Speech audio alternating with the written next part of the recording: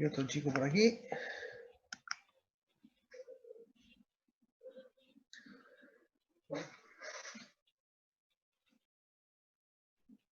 Bueno, estamos, me parece así. Bueno, ya tienen subido en el aula virtual el PDF con la clase de hoy y los PDF de la clase del martes pasado conjuntamente con la clase grabada, por si quieren mirar algo. Así que no sé si tienen alguna duda en principio de la clase teórica de la semana pasada, si no, bueno, como es, volvemos, porque, digamos, hoy vamos a volver a ver conceptos bastante parecidos, así que no vamos a volver bastante sobre lo mismo, así que por ahí, si hay alguna duda, capaz que se les aclara ahora o la pueden preguntar durante el transcurso de la clase. De todos modos, si alguno, tampoco tenían mucho para mirar, pero si a alguno le quedó algo en el tintero, si no, seguimos con la parte de columnas, que es lo que vamos a ver hoy. ¿Alguna duda o seguimos nomás?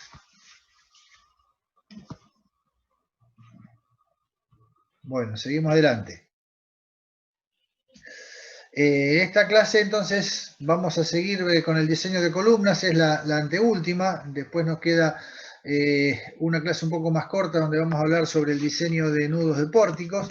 Sin embargo, van a ver que muchas de las cosas que vamos a ver ahora son parecidas y están muy relacionadas con las que vimos en la clase pasada, o sea, es medio volver sobre lo mismo con algunas particularidades que tienen el desarrollo o el diseño de las columnas, pero no hay demasiadas cosas raras. Sí, por ahí algunas fórmulas y algunos conceptos un poquito diferentes, pero no mucho más. Bueno, si todos me escuchan bien. Sí, se escucha bien. Sí. Bueno, listo. Bueno, entonces empiezo a compartir pantalla y arrancamos.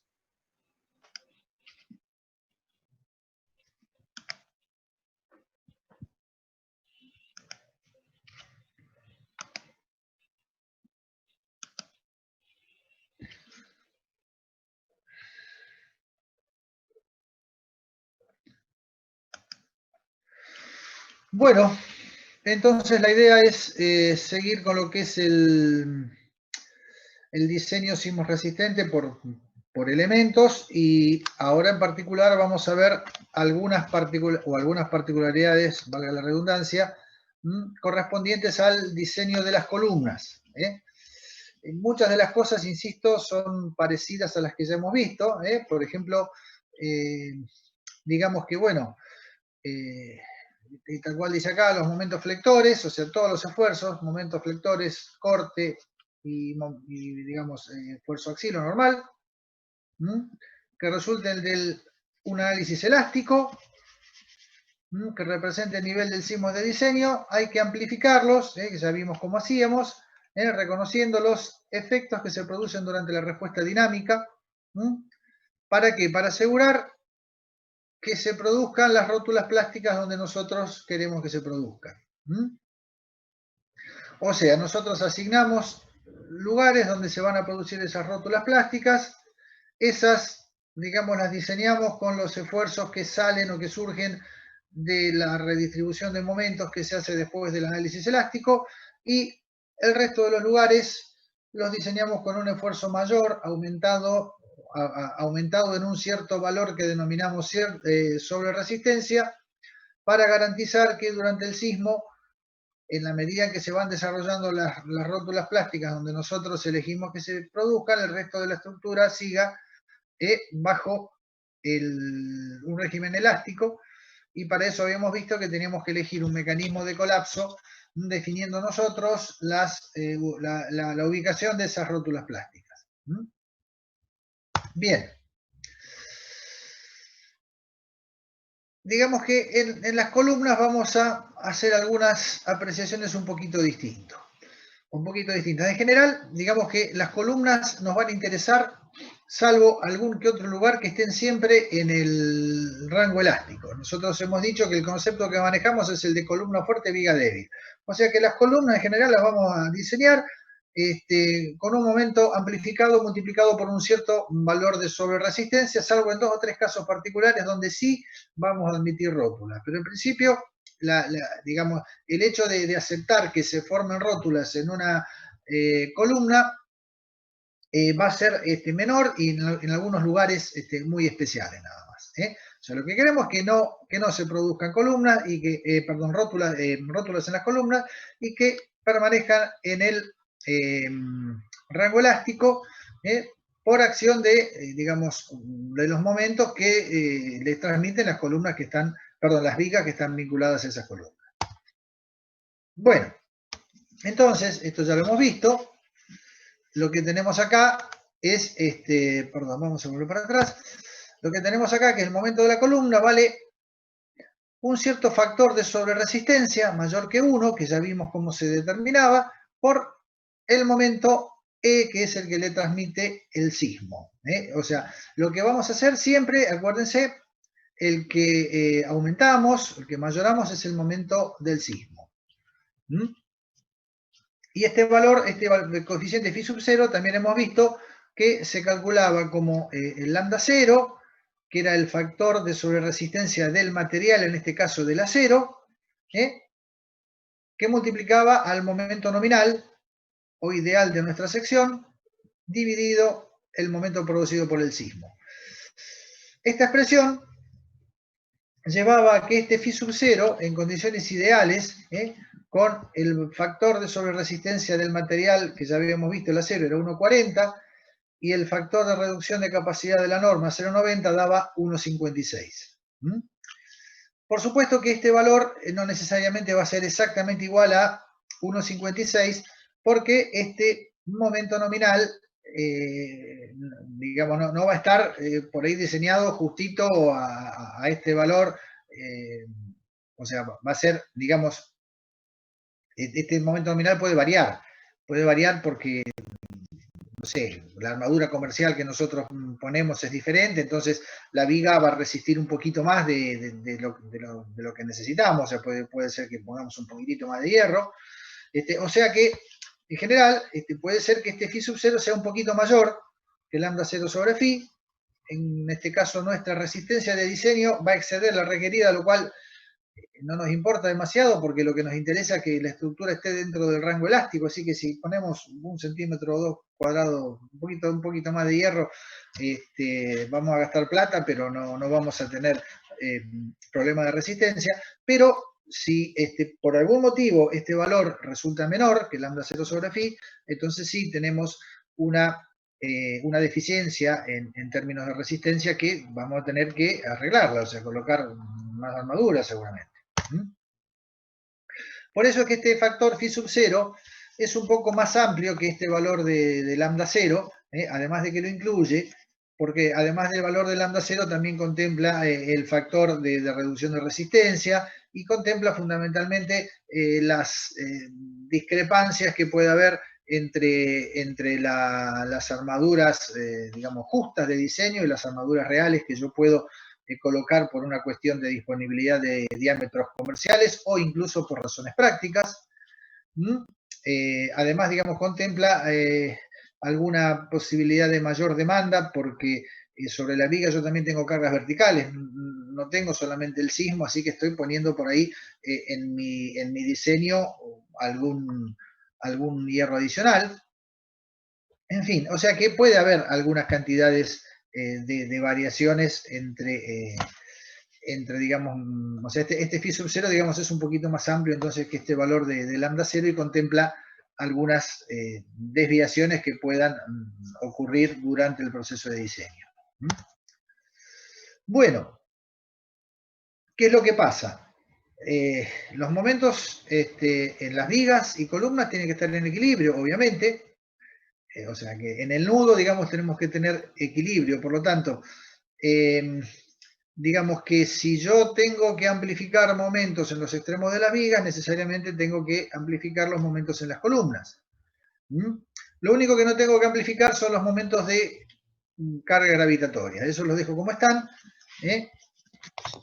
porque el coeficiente de phi sub 0 yo lo calculo solamente referido o, digamos, teniendo en cuenta la acción sísmica solamente, que es la que en realidad me preocupa y me va a generar todos los trastornos. La carga gravitatoria va a estar ahí quietita, no va a cambiar, digamos, por efecto del sismo. Bueno, lo que sí es importante, digamos, es establecer, digamos, que no se formen rótulas plásticas por encima del nivel 1. No sé, yo puedo admitir, porque si recuerdan el mecanismo de colapso que vimos en la clase pasada, que se formen algunas rótulas plásticas en las columnas de planta baja, pero no más allá, por encima del nivel 1. Si recuerdan, el mecanismo de colapso no contemplaba rótulas plásticas en las columnas. Entonces, bueno, para evitar eso, se puede aceptar esta condición, que la sumatoria de de los momentos, digamos, que resisten las columnas y las vigas en el nudo, tienen que ser iguales a phi sub 0 por el cociente entre los factores de reducción de capacidad. Esto de viga y de columna. O sea, eso es la diferencia que tengo que tener entre los momentos ideales de vigas y columnas. Esto es así, ¿por qué? Porque la columna tiene que resistir un valor mayor, o sea, phi sub 0 por el valor de la viga, ¿no? Este subíndice B se refiere a viga, BIM, y C es por columna. Porque, digamos, lo que hacemos es el momento de la rótula en la columna, en la viga lo amplificamos para calcular la columna. Por eso sale esa expresión. Bueno, en el primer piso, como dijimos, se espera que se forme una rótula plástica, porque es una parte del mecanismo de colapso que ya hemos elegido. Por lo tanto, acá el momento de diseño es el que se obtiene del análisis elástico, digamos, metiendo la carga de sismo combinándola con las cargas gravitatorias, y eventualmente, si hubiera alguna redistribución de momento de sismo, también la consideramos, pero hasta ahí llegamos. E inclusive, el momento en este nivel no depende tampoco de resistencia de miembros adyacentes, porque estamos justo a nivel de la fundación, así que es válido tomar un factor de resistencia a flexión o de sobreresistencia en las vigas, phi sub 0 igual a 1. O sea, acá no aumentamos los momentos ni nada por el estilo. Tomamos directamente los valores del análisis elástico. En las columnas del último piso, lo que ocurre es que el diseño en general no está controlado por el sismo, porque en las columnas del último piso, digamos que la incidencia del sismo es baja. Entonces, acá se puede admitir con ciertas reservas rótulas plásticas en vigas y columnas, o rótulas plásticas al pie de columnas, principalmente porque no tenemos grandes demandas de ductilidad en las columnas del último piso. Se pueden admitir, no quiere decir que las necesariamente diseñemos con rótulas plásticas en esos lugares, ¿no? Puede ocurrir nada más. O sea, si optamos vamos a ver después que si optamos por colocar rótulas plásticas, vamos a diseñar como si diseñamos el primer piso, y si no, como los pisos intermedios. Bueno, hasta acá en realidad no hemos visto nada nuevo, hemos hablado un poquito sobre las particularidades de las columnas, pero no hemos agregado nada. Pero ahora sí vamos a hablar de una cosa que es propia de las columnas, y que es la amplificación dinámica de los momentos en las columnas.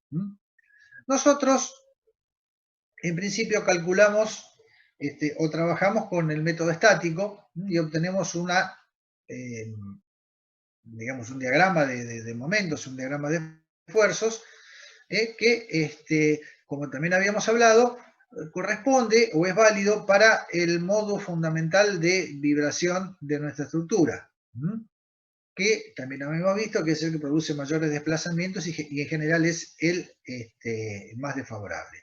Pero también habíamos visto que hay otros modos de vibración más altos, que son diferentes, están asociados a otro tipo de desplazamiento, o sea, la deformada es totalmente diferente, y en general se ha visto, y es una cosa más bien experimental, o también que surge de análisis más finos, de análisis por ahí modales, que los pisos superiores de los pórticos para periodos altos de vibración presentan, digamos, una configuración de la deformada y por lo tanto del diagrama de momentos bastante diferente de la que ocurre o de la que, digamos, tenemos en el método estático, en lo que sería el modo fundamental de vibración. O sea, esto es más o menos lo que pasa para diferentes periodos. Este es el diagrama de momentos, o el momento sobre phi, en todo caso, representado aquí, para los diferentes niveles, que surge del análisis estático, para el periodo fundamental. Ahora bien, a medida que se va aumentando el periodo, y esto surge de análisis modales, análisis un poco más finos, fíjense que los diagramas de momento empiezan a cambiar bastante, e inclusive empiezan en algunos pisos a tomar alguna forma bastante rara, ¿no? Estas son cosas bastante extrañas que pueden llegar a ocurrir dependiendo del modo de vibración. Y otra cosa interesante es que cuando ocurren este tipo de deformaciones, este tipo de momentos flectores, en estos lugares donde tenemos estos puntos, estos círculos, deberían formarse rótulas por, digamos, el diseño que nosotros hemos hecho. En realidad nosotros no queremos que se formen esas rótulas, pero digamos, si nosotros hubiéramos trabajando con estos momentos de diseño, acá tendríamos rótulas, que por lo tanto lo que no queremos es justamente tener rótulas en esos lugares. Entonces, de esto surge la necesidad de tener que amplificar los momentos que actúan en las columnas para tener en cuenta justamente este efecto dinámico que se produce para periodos de vibración mayores que el fundamental y especialmente, aunque no totalmente, pero especialmente en los pisos altos. Bueno, entonces, ¿qué es lo que se hace? Y se aumentan los momentos flectores en un cierto, o mediante un cierto coeficiente de amplificación dinámica omega que es mayor que 1. Vamos a ver, ahora lo vamos a ver en un dibujo en forma un poquito más clara, que esta amplificación se va a aplicar en forma independiente a los momentos extremos en la parte superior y en la parte inferior de la columna, pero no al diagrama de momentos completo. O sea que en realidad las pendientes del diagrama de momentos van a ser las mismas que para el caso elástico y presentará una discontinuidad a la altura del centro de la viga en el punto de inflexión. O sea, esto es lo que en realidad se hace. A ver si podemos correr esto un poquito. Es decir, el diagrama de momentos obtenido por análisis elástico es el que está rayado. Y nosotros, bueno, al amplificarlo, se llega a este valor que está por aquí, con esta pendiente, y a este valor que está por acá. Y al multiplicarlo por omega 0 aparece este otro valor, pero fíjense que el diagrama mantiene las pendientes. O sea, no es que vinculamos este punto con este otro, con una línea recta, sino que mantenemos las pendientes del diagrama original. En realidad la idea de esto es que se contemple un poquito la variación del punto de inflexión de la deformada de la columna, porque, digamos, por efecto de estos momentos flectores amplificados puede variar, o mejor dicho, por este efecto de amplificación dinámica que se da.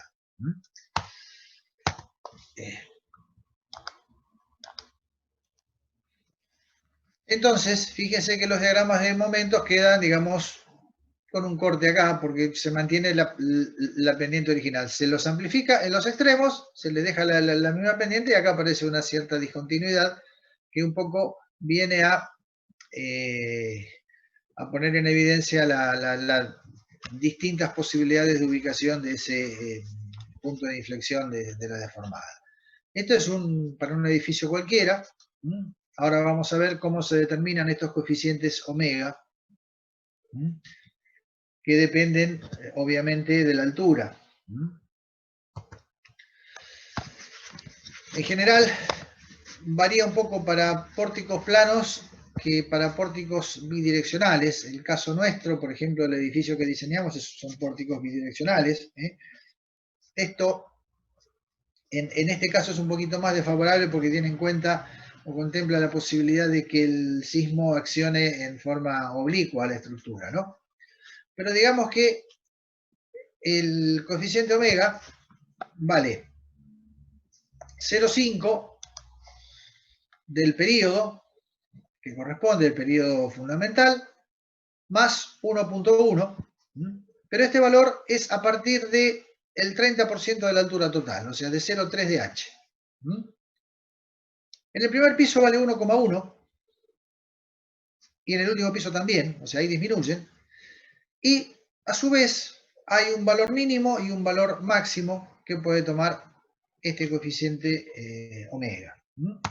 Entonces la distribución, en este caso de pórtico, esta es para pórtico unidireccional y este para pórticos bidireccionales, las fórmulas son diferentes, pero el espíritu es exactamente el mismo. Entonces fíjense cómo es. Arranca con un valor de 1,1 en el nivel 0 y 0,3h que está por acá, a partir de acá, toma un valor constante de 1,82. Ahora bien, a partir de aquí, fíjense que en el piso 2, 3 y 4, donde todavía no llegamos a estar en 0,3h, arrancamos del valor mínimo, que es 1,50, y lo unimos con una línea recta al valor que está aquí. Bien, y nada más con esto. Esas son las variaciones que tendríamos que tomar. Y bueno, después arriba disminuye de vuelta para llegar al valor de 1,1 en el último piso.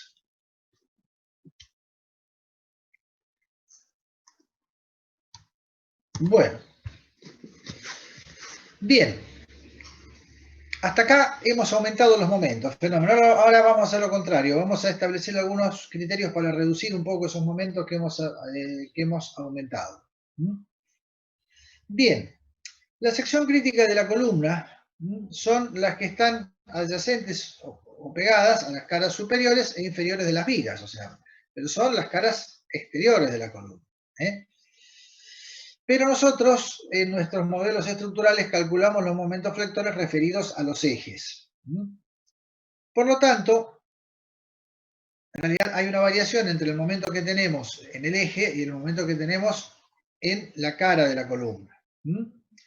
Esa variación no es totalmente conocida, no se puede determinar con precisión la fuerza de corte que actúa o conjuntamente con el sismo, con un sismo grande o con el sismo de diseño, pero se puede suponer, digamos, que el 60% del corte crítico o último actúa en forma concurrente con el momento en ese lugar. Y digamos, como tenemos un par de fuerzas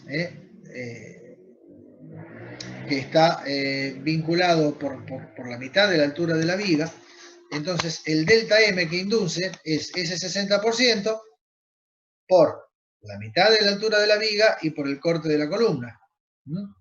Por lo tanto, el momento de diseño podemos llegar a tomarlo como este valor, que era el valor, digamos, de entrada, amplificado por factor de sobreresistencia y por el factor de amplificación dinámica, pero lo reducimos en esta expresión. 0,6 por 0,5 me da 0,3.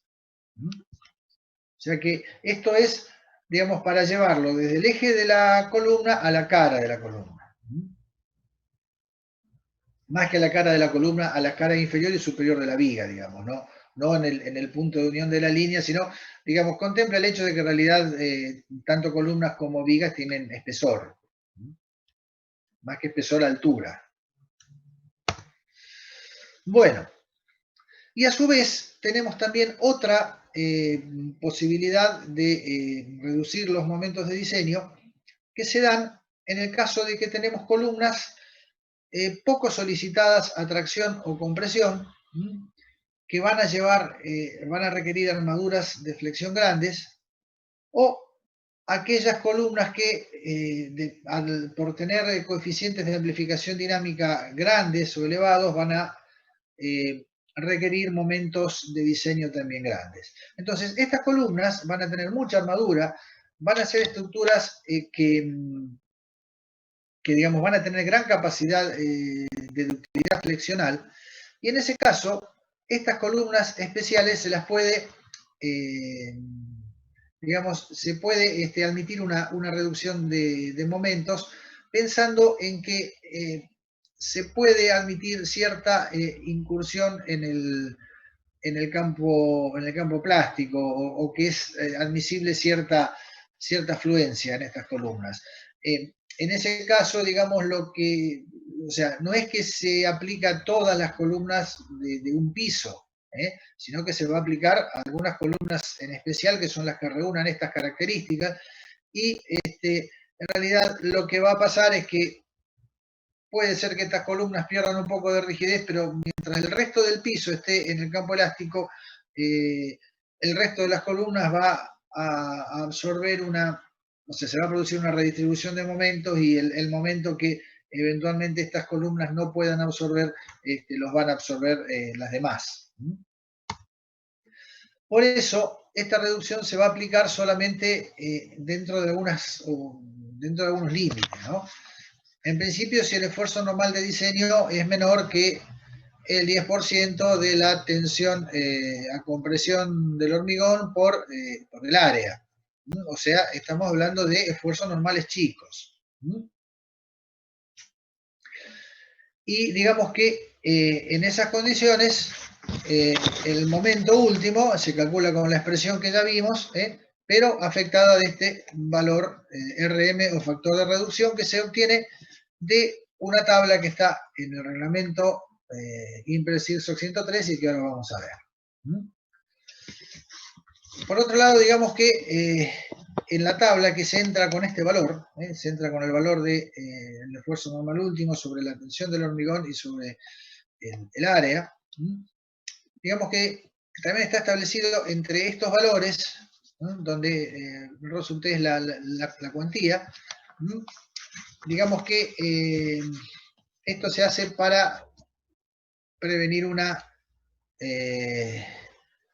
reducción excesiva de momento en, digamos, columnas cuando la cuantía por ahí es medio chica. O sea, por eso está o interviene este factor de la cuantía. El factor de reducción tiene que ser sí o sí mayor o igual a 0,30. Es decir, que estamos, fíjense, admitiendo que en determinadas condiciones podemos llegar a reducir el momento hasta en el 70%, lo cual es muchísimo en esas columnas en especial. Y a su vez, otra limitación es que la variación, o sea, lo que reducimos, que es 1 menos el factor de resistencia por el momento último, tiene que ser menor o igual que el 10% de la suma de todos los momentos que tenemos en las columnas arriba del que estamos considerando. O sea, en todo el nivel, digamos, ¿no? O sea, el 10% de la suma de los momentos de diseño no reducidos de todas las columnas contenidas en dicho plano y en dicho nivel. O sea, no para arriba, sino en el mismo plano. Son algunas limitaciones que establece el reglamento para esa reducción del momento. Esta es la tabla para obtener RM, donde se entra, como vimos recién, con este valor. Fuerza última sobre tensión admisible del hormigón por el área del hormigón. Teniendo en cuenta que si tenemos tracción, este valor se toma negativo. y para acá tenemos valores de compresión. Bueno, hasta aquí hemos hablado de momentos flectores en columnas. Ahora vamos a hablar un poquito de los esfuerzos axiles. En general, digamos que los esfuerzos axiles van a ser en cada columna, van a estar dados, o sea, cada tramo de columna va a soportar el esfuerzo axil que le introduce la viga adyacente, o sea, va a ser el esfuerzo de corte de la viga mayorado por sobreresistencia. De cualquier manera, lo que también ocurre es que a medida que me voy más abajo, o sea que tengo más pisos por encima del nivel donde estoy estudiando el problema, disminuye la probabilidad de que todas las rótulas plásticas se alcancen a la vez.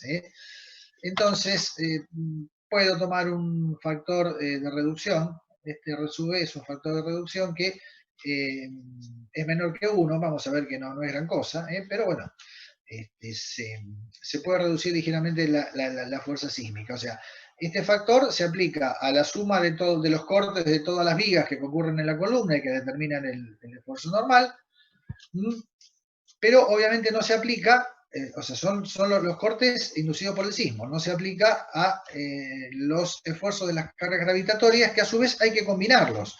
O sea, piensen que en columnas, y especialmente en las columnas de los pisos bajos, los esfuerzos axiales, digamos, generados por las cargas gravitatorias son grandes, son esfuerzos muy grandes, así que hay que tenerlos en cuenta con los factores de mayoración que indiquen los reglamentos, el código, o sea, los factores de combinación de carga que ya conocemos, ¿no? Esto se llama PCB supongo que por cargas verticales, o sea que la fuerza última es la combinación de el esfuerzo normal provocado por las cargas verticales y por el sismo, el cual surge de la suma de los cortes que concurren a la columna, de las vigas que concurren a la columna, perdón, multiplicado por un cierto coeficiente de reducción. Ese coeficiente de reducción está aplicado aquí, o está considerado acá, y tiene en cuenta, o depende del número de pisos que tenemos por encima del nivel considerado, y también de los factores de amplificación dinámica. Puede llegar, si tenemos muchos pisos por encima, a 0,54. Esto es porque es así, porque estos factores de amplificación dinámica también nos inducen momentos grandes, que por ahí es factible reducirlos en determinadas condiciones. Bueno, hay que tener en cuenta, por otro lado, otra cuestión importante o interesante, es que cuando yo estoy trabajando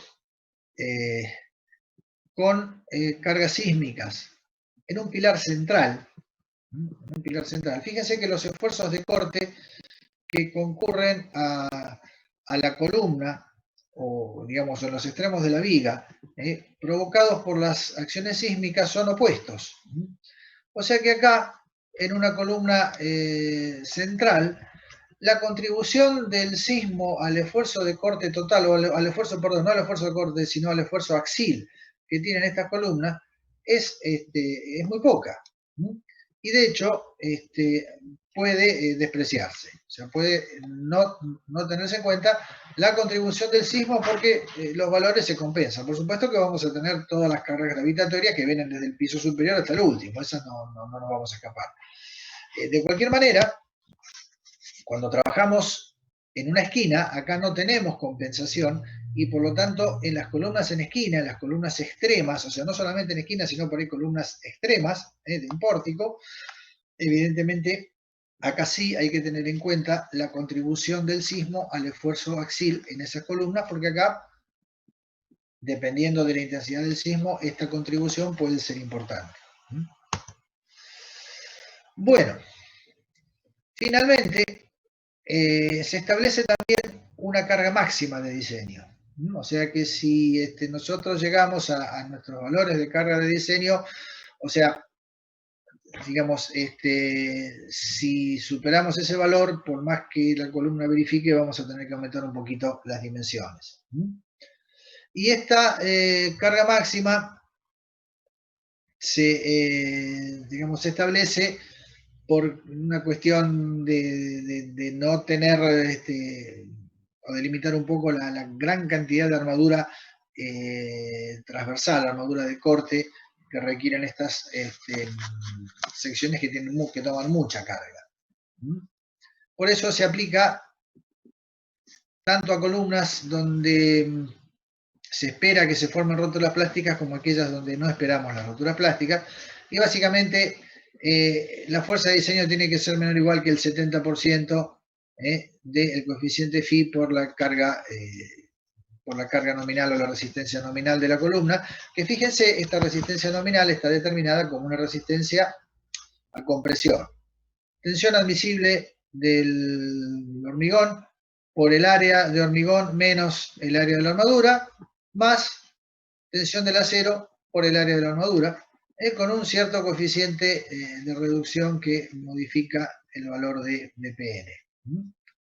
Pero básicamente es una limitación que se establece partiendo de la resistencia a la compresión pura de la columna directamente. Bueno, y aquí tenemos entonces, ya hemos terminado con los esfuerzos axiles, vamos a hablar un poquito de los esfuerzos de corte.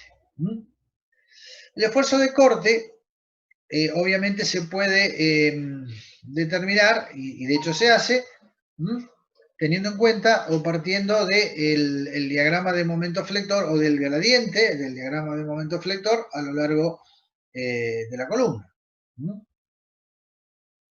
Bien, ese esfuerzo de corte es, digamos, phi sub 0 veces, como ya hemos visto, la sobreresistencia multiplicando el esfuerzo de corte derivado del análisis elástico.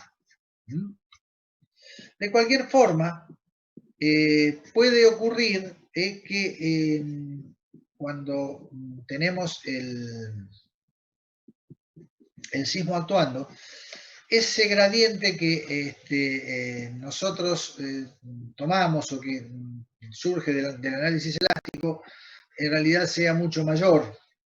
O sea, que haya una distribución desproporcionada de los momentos que inducen las vigas en la parte superior y en la parte inferior de la columna. Por eso, ¿qué es lo que se hace? Se mayora el esfuerzo de corte. O sea, digamos, se toma el esfuerzo provocado por el gradiente de momento flector, pero se lo mayora para pórticos planos en un 30% y en un 60% para pórticos bidimensionales. O sea, estos factores incluyen un 20% de aumento por ese efecto, más un factor adicional de disminución de la resistencia que está entre 0,90 a 0,85. Directamente se adoptan estos valores. Bueno. Bien. En las columnas del primer piso, este esfuerzo de corte tiene que estar relacionado con la sobreresistencia que se genera, porque acá, digamos, tenemos en cuenta la posibilidad de que se formen rótulas. Bien, pero esa sobreresistencia, como estamos hablando de columnas, acá no solamente tenemos en cuenta la sobreresistencia del acero, sino también la sobreresistencia que nos da el hormigón confinado. O sea que digamos, el factor de sobreresistencia acá contempla no solamente la sobreresistencia que aporta el acero por su escalón de fluencia, después el periodo de endurecimiento, por una especificación del fabricante que en realidad es una mínima resistencia garantizada, pero el acero puede aguantar un poco más, sino que acá además se tiene en cuenta el confinamiento del hormigón, que hemos visto también que lo vamos a conseguir con los estribos, y que aporta una sobreresistencia adicional. Bueno, el esfuerzo de corte entonces surge de tomar momento en la base más momento en el capitel dividido la altura de piso. Esto no es más que la variación del diagrama de momentos de la que hemos hablado. Pero el momento de la columna acá, el momento amplificado, o sea, digamos, tiene en cuenta el lambda 0, que era 1,4, que es el que aporta el acero, más este valor, que es el que aporta el hormigón. Este valor que está acá, donde, perdón, N es el esfuerzo normal, esta es la tensión admisible por área de hormigón, y el resto, bueno, menos. O sea, estos son valores que surgen de una consideración experimental. Bueno, entonces, eso es lo que ocurre en las columnas del primer piso. En el último piso, podemos admitir, ya habíamos hablado, que aparezcan rótulas plásticas en alguno de los extremos, en todos los extremos de las columnas, o que no aparezcan rótulas plásticas. Bueno, en base a eso, veremos qué hacemos con el esfuerzo de corte. También lo habíamos dicho, si no hay rótula, se emplean las ecuaciones correspondientes a columnas típicas, o sea, con los valores de momentos mayorados. Pero si tenemos una rótula, utilizamos los esfuerzos correspondientes al primer piso, que son los que tienen en cuenta la sobreresistencia del elemento, que en este caso está dado por la contribución del acero más el confinamiento del hormigón. De todas maneras, el esfuerzo, se establece también un esfuerzo de corte mínimo para diseñar, o sea que más allá de todas estas cosas, nosotros obtenemos un esfuerzo de corte de diseño, pero este esfuerzo de diseño tiene que ser mayor o igual que un 70% de el que está obtenido a partir de las fuerzas sísmicas, o sea, del que obtenemos por análisis elástico, o en todo caso, el que surge del análisis elástico luego de una redistribución de momentos. Entonces, digamos, esto es un resumen de cómo diseñamos secciones y armaduras en cada caso. Digamos que siempre, digamos, con los esfuerzos últimos vamos a determinar las armaduras y verificar las secciones en base a lo que establece el SIGSOC 201. Digamos que si tenemos que trabajar con sobreresistencia flexional, en aquellos casos en que hay que considerarla, que son aquellos elementos que permanecen en el rango elástico, el coeficiente de reducción de resistencia se toma igual a 1. En el caso de las rótulas, donde no interviene la sobreresistencia, se adopta el valor de phi que dice la norma, o sea que dice 0,9 o 0,85 según estemos trabajando, por ejemplo, a flexión o a corte. Y la norma IMPRESIGSO 103 nos va a dar además cuantías mínimas y disposiciones de armado, sobre las cuales, bueno, no vamos a hablar en estas clases. Cuando les corresponda, en todo caso, tendrán que verlas directamente desde el reglamento. Pero bueno, son disposiciones de armado que en general conducen, vamos a ver, a armaduras gruesas, ¿no? Armaduras importantes. Bien. No sé si hay alguna pregunta hasta acá. Yo estoy yendo bastante rápido y tengo la impresión de que estoy hablando solo. No sé si hay alguien que quiera consultar algo o sigo.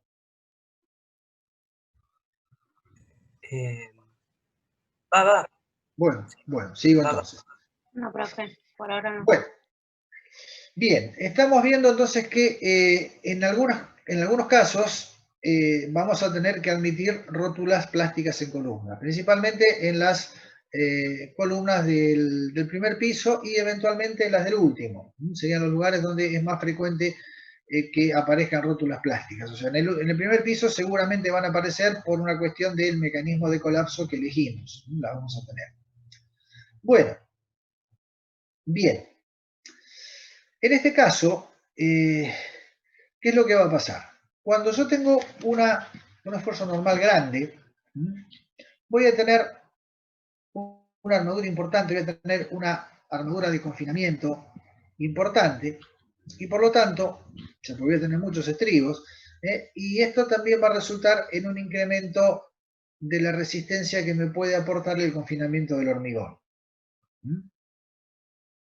Por eso, lo que va a ocurrir es que, digamos, la resistencia a flexión en estos lugares, donde, digamos, yo contemple la formación de una rótula plástica, va a ser bastante mayor, justamente porque tengo muchos estribos, voy a tener un confinamiento que me va a aportar una sobreresistencia importante, va a ser mayor que la que va a ocurrir en aquellos, o la que puedo llegar a tener en algunos lugares donde no necesariamente voy a tener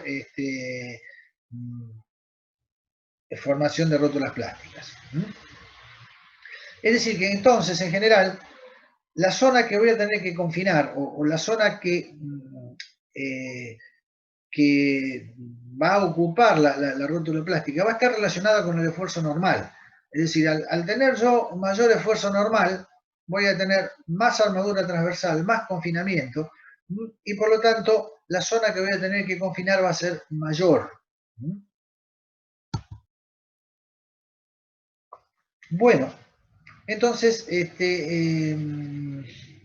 esto lo vamos a ver directamente en la transparencia que viene, o la diapositiva que viene, donde en general se toman unos diagramas de momento ideales y a partir de allí se calcula la longitud de la rótula. Esto depende, o estos diagramas que se consideran dependen si el punto de inflexión del diagrama de momentos está dentro de la columna o cae afuera. Si cae dentro de la columna, adoptamos un diagrama donde este es el momento de diseño. Yo estoy diseñando acá, ¿no?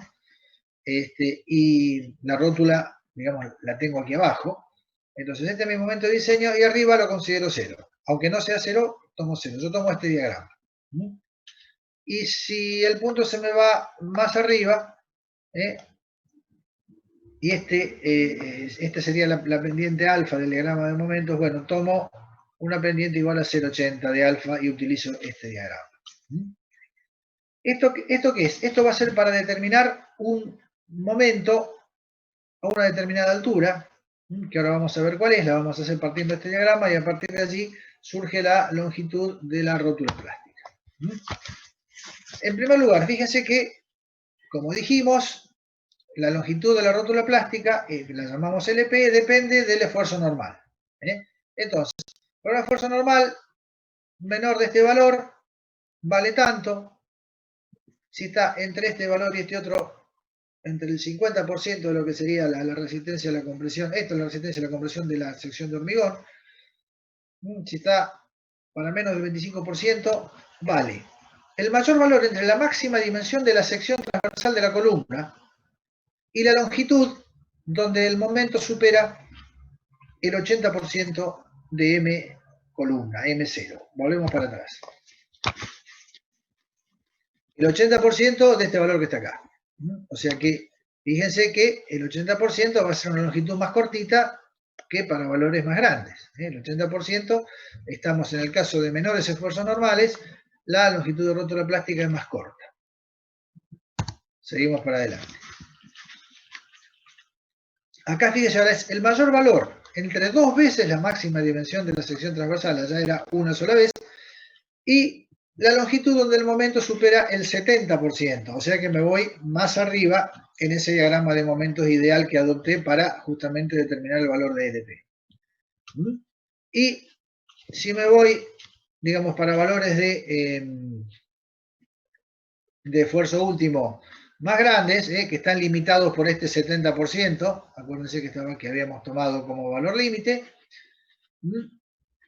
son 3 veces la máxima dimensión de la sección transversal de la columna, o la longitud donde el momento supera el 60%. Es decir, me voy otro poquito más arriba de ese diagrama de momentos ideales. Y con esto tengo determinada ya la ubicación o la longitud de las rótulas plásticas, es decir, la zona donde tengo que tener ese cuidado especial en el armado. Bueno, Y nos falta definir la armadura transversal, o sea, los estribos de la columna. En este caso, los estribos, al igual que pasaba con las vigas, tienen que garantizar, por un lado, la resistencia al corte, por otro lado, brindar seguridad al pandeo de las barras verticales. Acuérdense cuando ocurren esos grandes momentos o sea, esos momentos variables que induce el sismo, donde las barras alternativamente se traccionan y comprimen. Bueno, cuando se comprimen hay que evitar el pandeo de las barras de la columna, en este caso, y a su vez asegurar el confinamiento del hormigón. Y por lo tanto, bueno, tendremos dos distintas posibilidades de diseñar de acuerdo a si trabajamos en zonas de rótulas plásticas o en las zonas normales donde no hay rótulas. En la zona de rótulas plásticas tenemos las mismas consideraciones que para vigas. Tenemos que el área total no va a ser o debería ser mayor que la armadura mínima para pandeo o la armadura para confinamiento, la que sea mayor de las dos. O sea, de estos dos valores adoptamos el mayor, que esta es exactamente la misma fórmula que tomamos para vigas, es exactamente la misma que vimos en el caso de vigas, y esta no recuerdo, pero posiblemente sea muy parecida, pero es la armadura para confinamiento, que está determinada, o digamos, todos estos factores que aparecen acá, están tabulados acá y no tienen mayores misterios. Son tensiones y algunos valores geométricos de las columnas, nada más. Bien. Vamos a ver unas fotitos acá ahora, unas fotos de lo que ocurre cuando el confinamiento es deficiente. Este tipo de fallas que se dan acá con grandes desprendimientos de hormigón y no solamente el confinamiento deficiente, acá fíjense que tenemos también barras dobladas, esto es pandeo de armadura longitudinal. Al tener pocos estribos, no solamente tenemos poco confinamiento y el hormigón se rompe, sino que además tenemos pandeo de las barras. Acá tenemos otro caso más evidente todavía, donde prácticamente, fíjense que prácticamente no hay estribos, acá no hay estribos, y fíjense las barras han pandeado por completo, ¿no? Y los pocos estribos que están se han abierto o se han roto directamente. Acá tenemos otra más. Acá se ven muy pocos estribos, de poca sección además, y hay un pandeo importante de las barras longitudinales y bueno, una falla también de confinamiento del hormigón que se desagrega todo. Pablo, Sí. ¿este es el resultado que se busca o es lo que nosotros No, tendríamos que evitar? esto no se busca, esto es lo que tenemos que evitar, lo que tenemos que evitar. O sea, es posible que se formen algunas rótulas, pero bueno, estos temas de pandeo, de desprendimiento del hormigón, no, eso tenemos que tratar de evitarlo. Claro, porque hace un par de filminas atrás había entendido yo eso, que, digamos, dependiendo cómo se ubicaba, digamos, el punto de momento, digamos, vos tenías distintos... No, es más, vos fíjate que acá, además de un problema de armado, lo que tenés acá es un típico caso de piso débil, donde esto te da una gran concentración de deformaciones acá. Vos lo que tenés que tratar es de distribuir, digamos, esta gran deformación que tenés acá, la idea es tratar de distribuirla en toda la altura. Acá la tenés concentrada aquí abajo. O sea, esto es, digamos, una conjunción de factores diversos donde por ahí, bueno, queda en evidencia la falla por falta de confinamiento, por pandeo de las barras, pero está dada también por un tema de que hay un diseño deficiente de la estructura en sí misma, ¿no? Que facilita que se produzcan todas estas cosas. Esa es la realidad. Bueno, entonces, digamos, vimos el pandeo de las barras, la armadura para el confinamiento, y tenemos que ver cómo resistimos el corte, en el caso de que... Sí.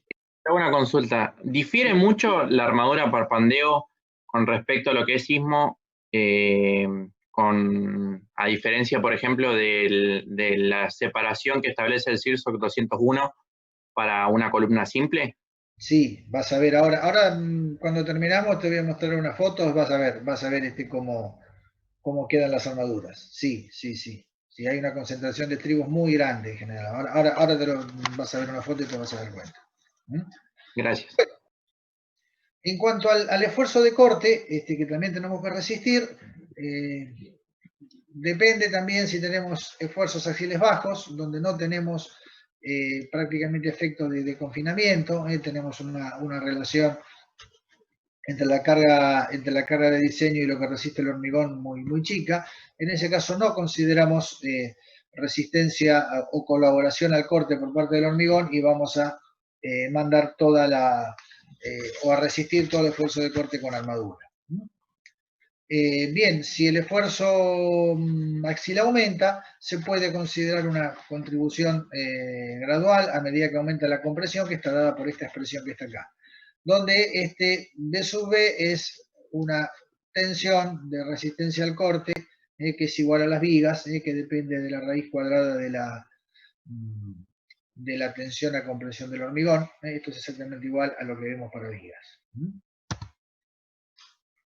Bueno, y hasta aquí hablamos de rótulas. En zonas normales donde no tenemos rótulas plásticas, donde en ese caso, digamos que evidentemente pensemos que son zonas que van a estar ya de por sí diseñadas con esfuerzos mayores, ¿no? La cantidad de armadura transversal puede ser el 70% de la requerida, esta es para confinamiento, pero no menor que la requerida para pandeo en zona de rótulas. O sea, permitimos una menor armadura de confinamiento, principalmente porque, no sé si ustedes recuerdan que habíamos hablado que el confinamiento en el hormigón tenía lugar principalmente cuando las barras estaban cercanas o ya trabajando en fluencia o con grandes deformaciones. Mientras que acá la fluencia que pueden tener es muy poca o limitada. Tal vez no tengan fluencia directamente, pero lo que sí debemos garantizar es el pandeo de las barras. Eso tenemos que asegurarlo en cualquier condición. Bueno, y finalmente puede ocurrir también que el hecho de que las rótulas de las vigas se introduzcan un poco en la zona de los nudos. Por eso ahí no hay reducción de armadura transversal en la zona de los nudos. Eso lo vamos a ver también más adelante. En la clase que viene, que es es una clase cortita donde vamos a ver el diseño de los encuentros vigas-columnas, o sea, los nudos. Con lo cual terminaríamos el diseño de los elementos estructurales. Bueno, en las zonas normales también se considera una contribución del hormigón, que depende de esta tensión de corte básica, B sub B, y también de si tenemos tracción o compresión. Teniendo en cuenta que si tenemos tracción, este valor de la fuerza última o la fuerza de diseño es negativo. Bueno, entonces, tomando en cuenta que tenemos una contribución que puede estar o no del hormigón al corte, lo que hacemos, trabajamos con phi igual a 1 porque estábamos en zonas de esfuerzos mayorados por sobreresistencia. Así que, ¿qué es lo que hacemos? Es, en base a eso, resistir al corte con una parte con el hormigón y otra parte con el acero. Lo que no aguanta el hormigón lo resistimos con armadura. O sea, la contribución está dada por esta tensión básica de corte, por el ancho y por la altura. Esto es lo que soporta el hormigón. Lo que no soporta el hormigón lo tomamos con armadura y la expresión de la armadura es la clásica que ya conocemos. Acá digamos, pasamos la separación para acá y calculamos la separación. Donde también, digamos, las limitaciones que tenemos en cuanto a la extensión nominal de corte, que no podía soportar, no podía superar determinado valor, como en vigas, acá también se aplica. O sea, el diseño es muy similar de armadura de corte al diseño de vigas. Obviamente que, bueno, todo tendrá que ver, acuérdense que, no lo dice el reglamento, por lo menos no lo he leído, pero todo lo que, las armaduras que nosotros calculamos como corte, también las podemos tener en cuenta para confinamiento o para pandeo de las barras, es decir, no es que se superponen todos los efectos, sino que evidentemente todas la única armadura que en realidad está dada o definida por una condición de resistencia es la armadura de corte. Los estribos adicionalmente van a evitar que las barras longitudinales pandeen y van a proveer también condiciones adecuadas de confinamiento, pero en realidad la resistencia está dada principalmente por el corte o la condición de resistencia. Obviamente si de esto resulta una armadura chica, bueno, tendremos que respetar los otros mínimos. Bueno, y acá me preguntaban un poquito cómo eran las armaduras. Bueno, esto es armaduras de columna y armaduras de nudo. Fíjense los estribos, que inclusive no están bien hechos, porque los estribos acá tienen que tener ganchos. Yo no puedo solapar, digamos, cuando cierro el estribo, yo no puedo solapar dos hierros de esta manera porque el sismo me lo va a abrir y el estribo no va a cumplir su función ni de confinamiento, ni de evitar pandeo, ni de nada. O sea que yo las barras las tengo que agarrar con algún gancho en la terminación del estribo. Pero todo esto, fíjense estas zonas de terribles concentraciones de armadura que tenemos acá. Esto es muy difícil de hormigonar, además de muy difícil de ejecutar. Son marañas tan grandes de armadura que realmente es muy difícil a veces de poder hormigonar. Así que esto es más o menos una armadura típica de una sección sismo resistente en lo que sería zona 4, ¿no? Esto seguramente son armaduras me parece que de Mendoza o de San Juan. Así que bueno, tengan en cuenta que todo este análisis conduce a dimensiones de elementos estructurales mucho más grandes, a armaduras muy densas y en general a estructuras mucho más caras y mucho más difíciles de ejecutar, con consumos de hierro realmente muy grandes. Y bueno, esta es la última, así que no sé si hay alguna pregunta. Si no... En este caso, ¿cómo solucionas el tema? ¿Agrandando el elemento, cambiando la geometría de los hay que hierros? ver un poco. Hay que ver un poco qué es lo que se puede hacer. Sí, por allí la idea sería a lo mejor agrandar un poco el elemento como para que haya un poquito más de espacio, pero en general, si bien ya te digo, yo no he hecho diseños sísmicos en general, te diría que lo que se ve coincide bastante con esto.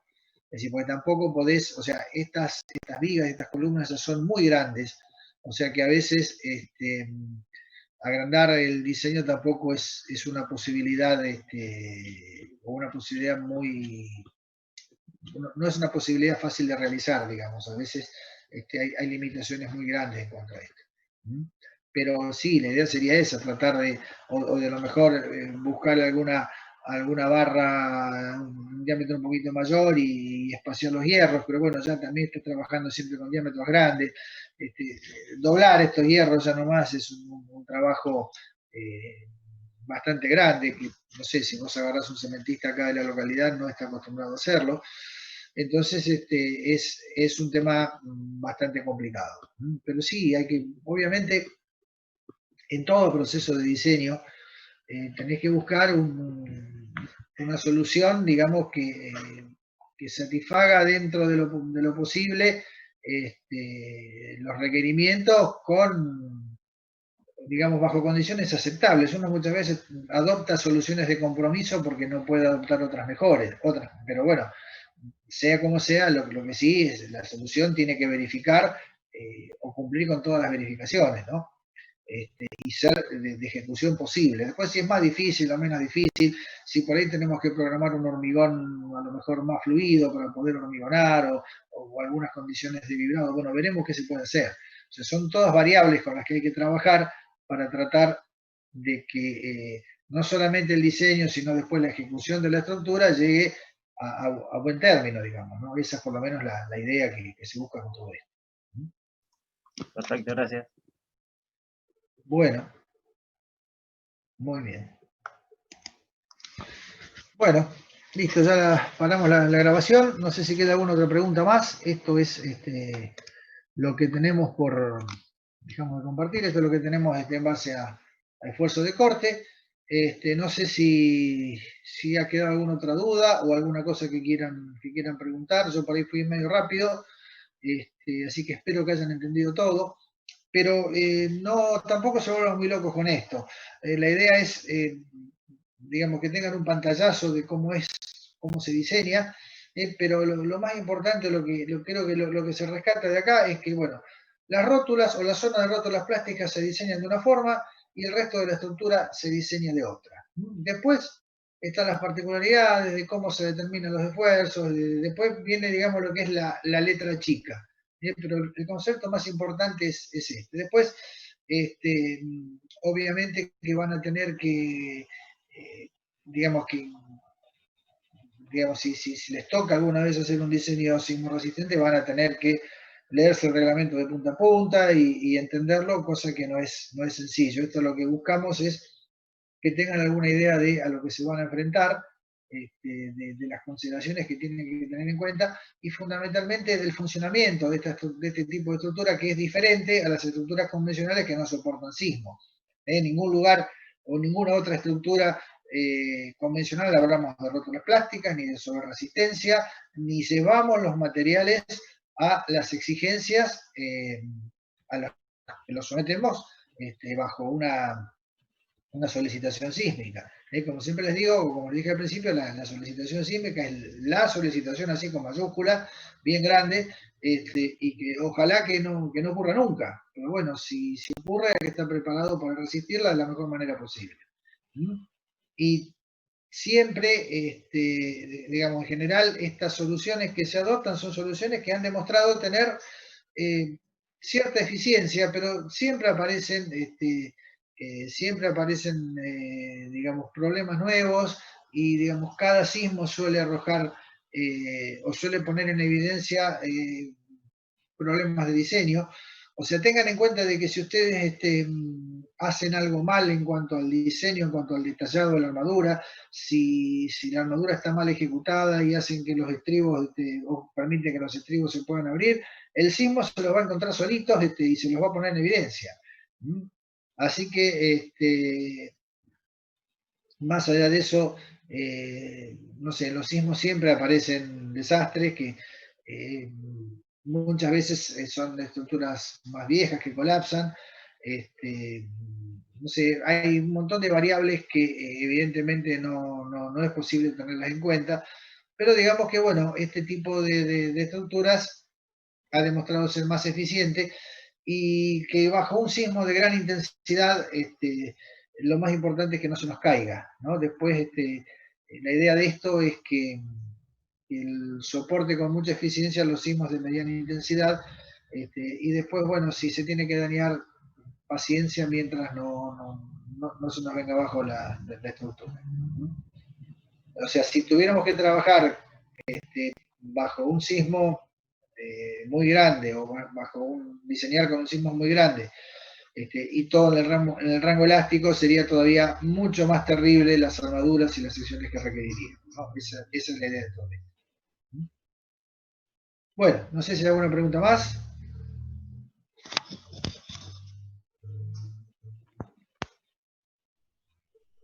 ¿Alguna duda, chicos?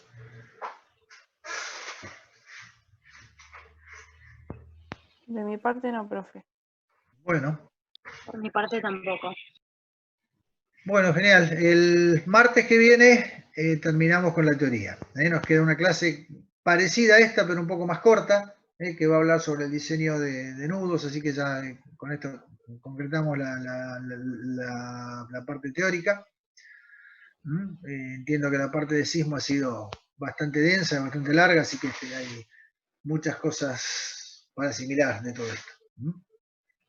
Bueno, no sé si quieren tener alguna duda, algo más que quieran hablar de cualquier cosa, si no, yo de mi parte lo libero, no tengo más nada que decir por ahora. Ajá. Bueno, dale. Mi pregunta era por el tema de la resistencia al corte. Nosotros cuando la verificamos tenemos que hacerlo como si fuera una viga flexión normal, ¿no? Sí, vos tenés lo que soporta el hormigón y lo que soporta el hierro, sí, a partir de ahí no se modifica, o sea, Claro, pero digamos, no consideramos los esfuerzos de pretensado que aportan a la resistencia al corte. ¿a qué te referís con esfuerzo de pretensado? Y porque No, nosotros cuando teníamos pretensado nos cambiaba el ángulo de rotura y teníamos no, mayor porque resistencia. eso está implícito en las fórmulas que te da el CIRSO, que son distintas que para hormigón armado convencional. O sea, vos cuando trabajás con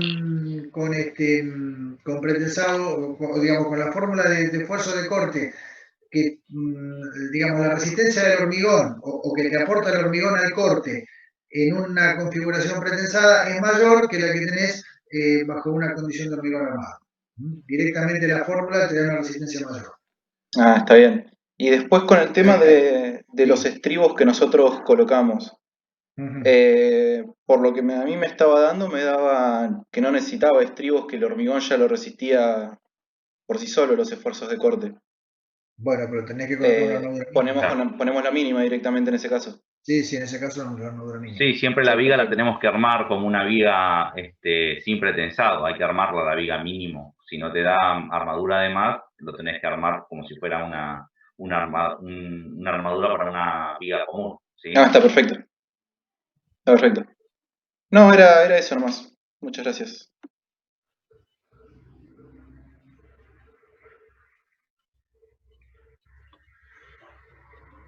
Bueno. Profe, una pregunta.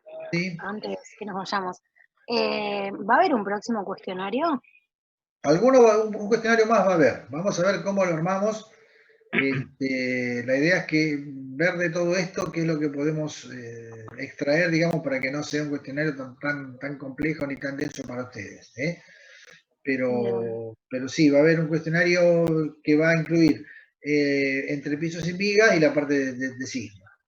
Después veremos de sigma un poquito cómo lo armamos, porque es bastante largo y bastante pesadito, así que vamos a ver qué es lo que podemos tomar y qué es lo que no vamos a tomar de todo esto.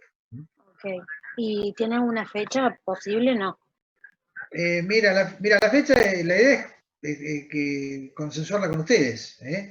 O sea, tenemos por lo pronto un martes más para terminar toda la teoría, así que digamos, a partir no del martes que viene, sino del otro, digamos, lo dejaremos para un lunes, pero bueno, será cuando ustedes quieran, o sea, cuando ustedes estén más aliviados. La idea no es jorobarlos mucho con esto, ¿no? Pero en realidad, cuanto antes podamos hacerlo, mejor. Cuanto antes podamos, a partir digamos, no de este martes, sino del otro, bueno, cuando ustedes quieran, tratamos de armarlo. Bárbaro. Bueno, gracias. Así que digamos que, bueno, para digamos, después del martes que viene ya podemos ir, se vayan pensando si quieren qué fecha les cae mejor, donde tengan por ahí menos exigencia de otras materias, como para que lo puedan preparar tranquilos y rendirlo. Piense que también tenemos que dejar lugar para una etapa de recuperación mínimamente, para aquellos que por ahí no alcancen a cumplir con las notas mínimas, así que, bueno, seguramente va a haber otro, por mínimamente un recuperatorio vamos a tener que tomar, así que tenemos que tener tiempo para poder hacerlo. Y una fecha que nos queda cómodo ahora creo que va a ser en febrero recién. Bueno, sí, va a ser complicado. Pero bueno, por ahí chicos vayan charlándolo entre ustedes y a ver si podemos tomar forma con alguna definición. ¿No es cierto, Pablo? Esa es la idea para... Esa es la idea, tratar de que sea la fecha que más les convenga. En principio no queremos imponerle una fecha. Bueno, si después vemos que no se ponen de acuerdo, obviamente decidiremos nosotros tomarlo en un determinado día y bueno, y van a tener que rendirlo ahí. Por eso la posibilidad es de que tratar de poder consensuarlo entre todos. Para nosotros es lo mismo. O sea, nosotros no tenemos ningún problema en tomarlo en una fecha o en otra, es exactamente igual. Sí, igual mientras sea un día y horario que es en el que habitualmente tenemos la materia, o sea, ahí no habría posibilidad de errarle o de que no concordemos entre todos. Claro. No, a ver, eso por supuesto que se descuenta, que lo tomaremos un lunes como veníamos tomando hasta ahora, en el horario que está asignado para la materia. Eso desde ya. Pero bueno, por ahí hay algunos días o algunas semanas que ustedes por ahí tienen que rendir algo o están más cargados por alguna exigencia de otra materia. Entonces, bueno, la posibilidad de que lo puedan manejar, nada más.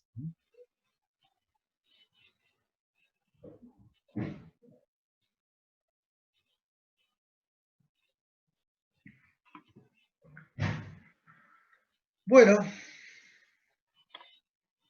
Listo, chicos, si no hay más nada, entonces yo de mi parte los libero y nos quedaremos el jueves para ver algo de práctica, ¿no? Con la idea de ir terminando el tema del pretensado.